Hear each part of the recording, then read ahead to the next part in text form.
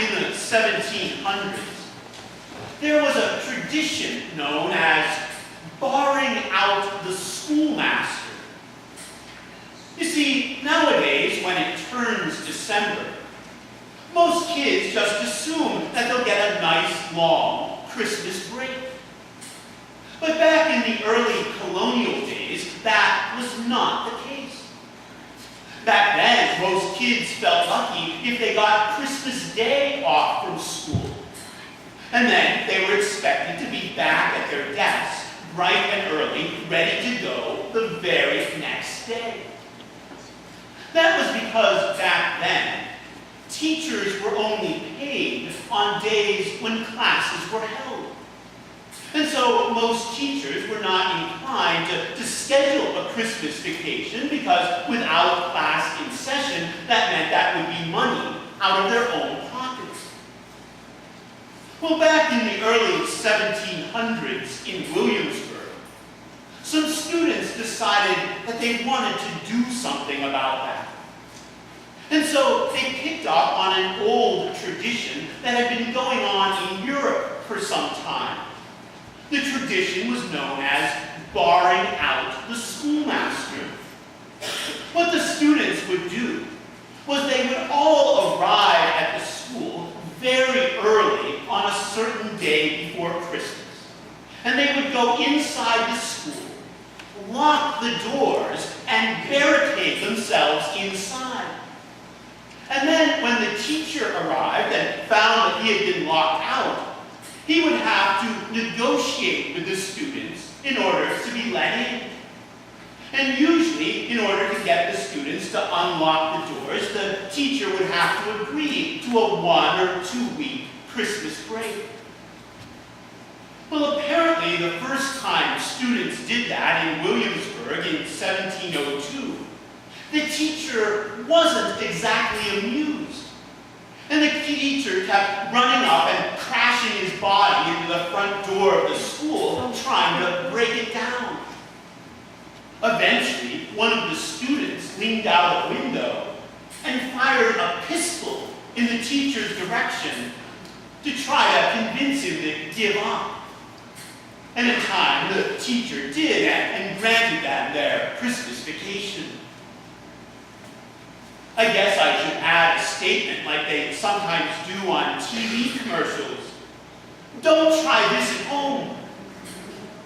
I can just picture the news story tomorrow night. Crafton Elementary School overtaken by armed fourth graders.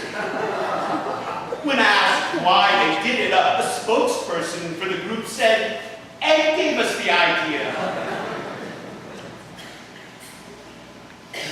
The unfortunate reality is that all too often when many people think about children and teens today, they have such negative images in their minds.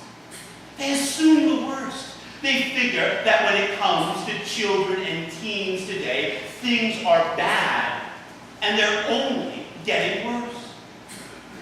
For instance, listen to this quote. Who do you think said this?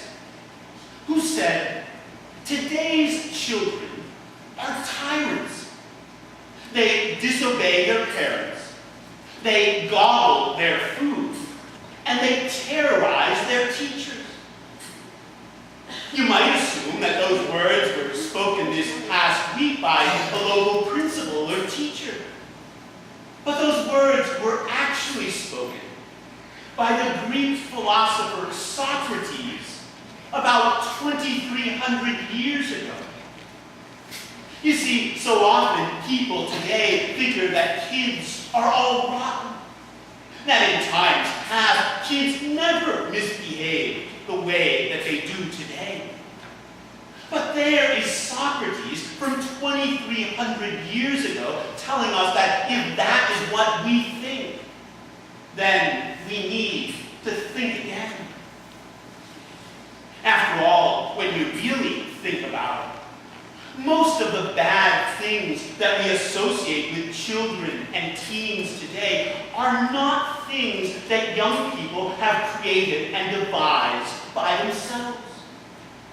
For instance, yes, there are many teens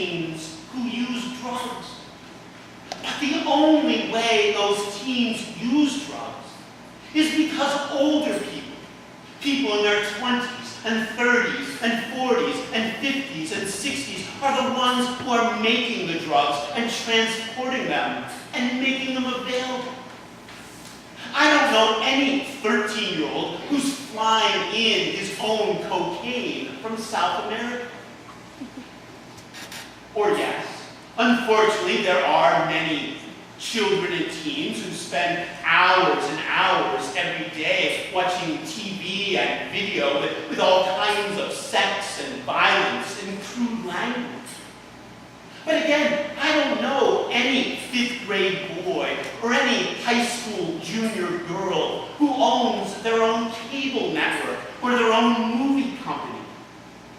All of that exposure to sex and violence and crude language is there in kids' lives, not because the kids have manufactured it themselves, but because the adults around them have produced it and shoved it right there in front of them. And so what I believe that means is that if we want children and teens today to do better and to be better than they currently are, then the burden to change and improve things rests primarily not with the kids themselves, but with the adults around them. And in particular, I believe that the main change that adults today need to make is that we need to have bigger and better dreams for our children.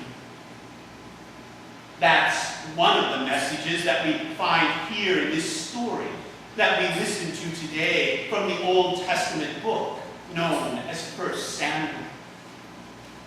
Here in this story, we're told that a man named Elkanah had 2 wives, Peninnah and Hannah.